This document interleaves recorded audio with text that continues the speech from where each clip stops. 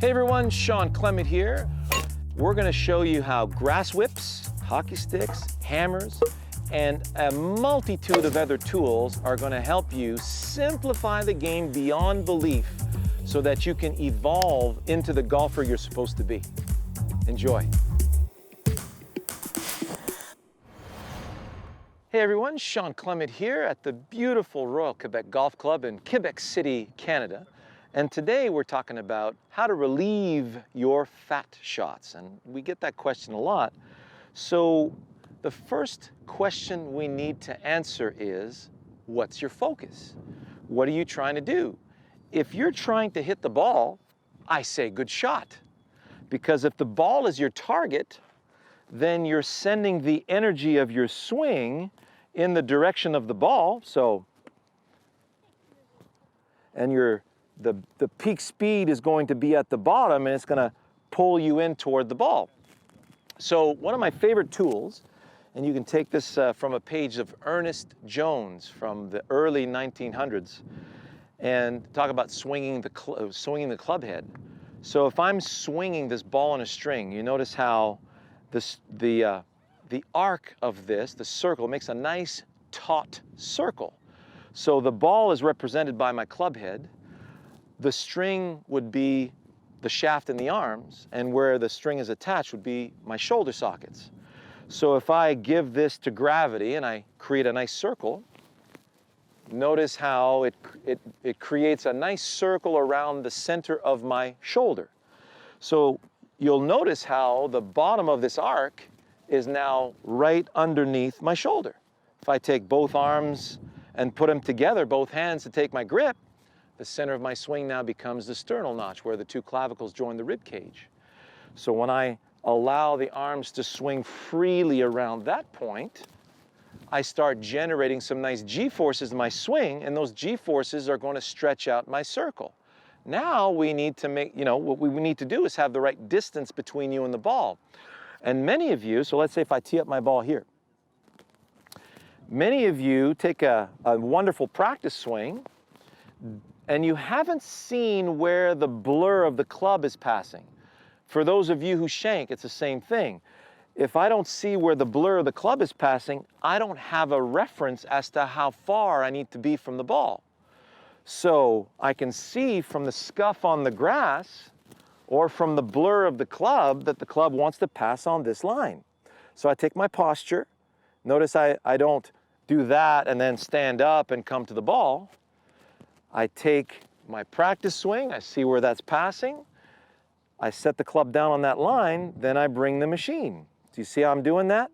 I don't reach for it, I don't walk towards it without my club, I bring everything together. So now, if my focus is to use the ball on a string to cut through the tee that the ball is standing on.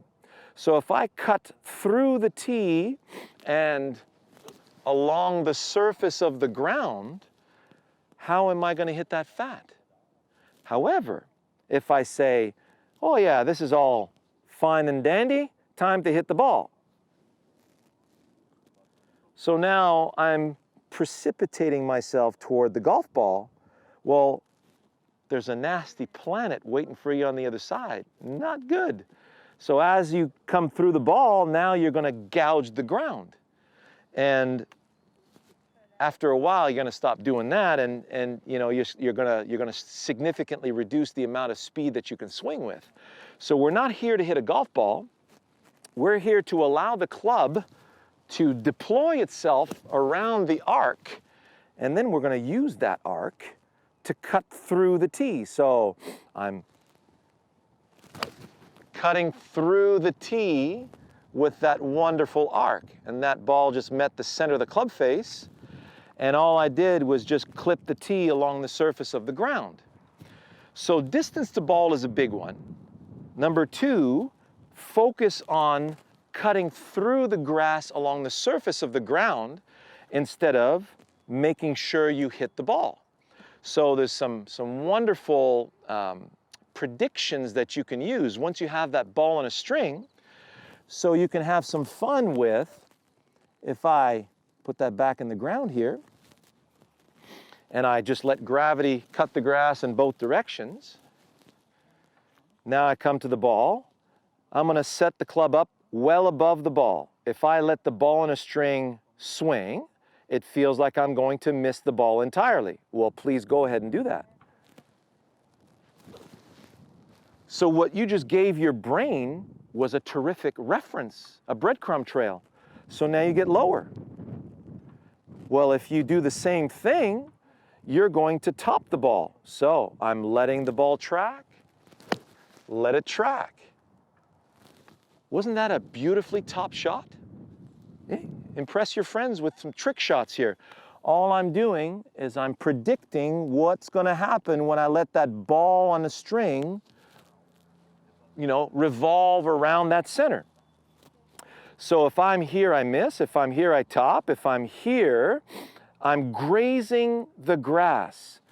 Jack Nicklaus, Greg Norman, so many of the top players through history never grounded their clubs. Isn't that interesting? The club was always slightly in the air. Why?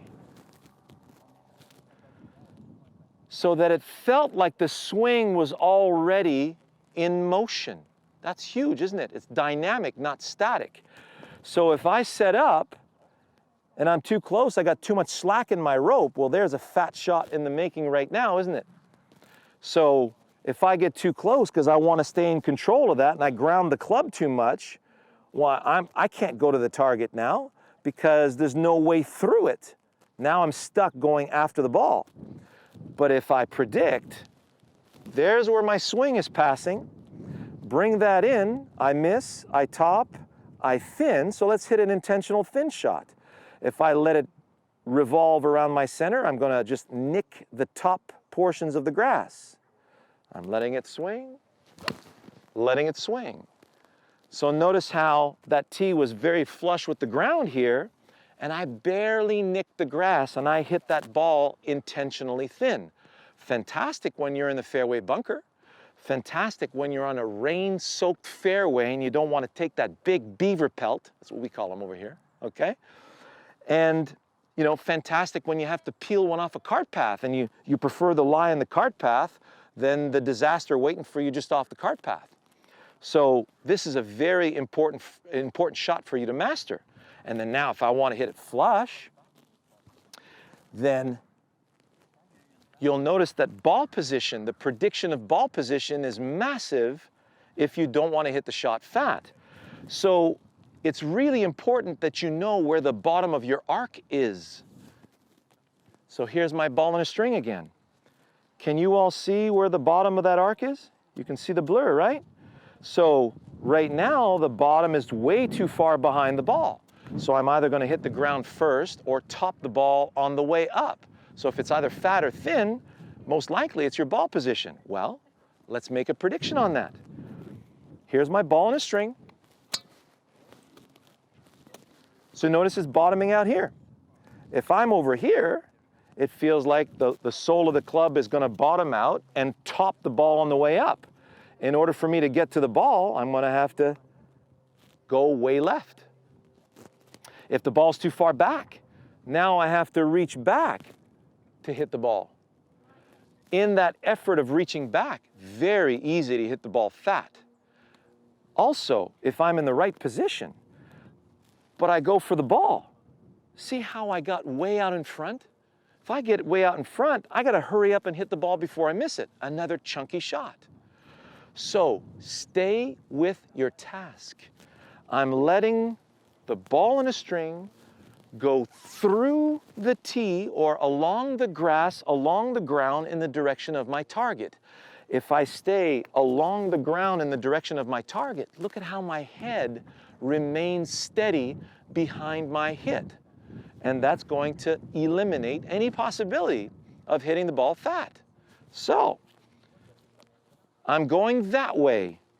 I have an intermediate point. If I go that way, I miss, I top, I thin, I flush. I dig, I flush. So now, if I play the ball too far back, can't go that way. Got to reach back. Can't go that way. Got to lunge forward. I can go that way. So if I only let the ball on my string revolve around its center,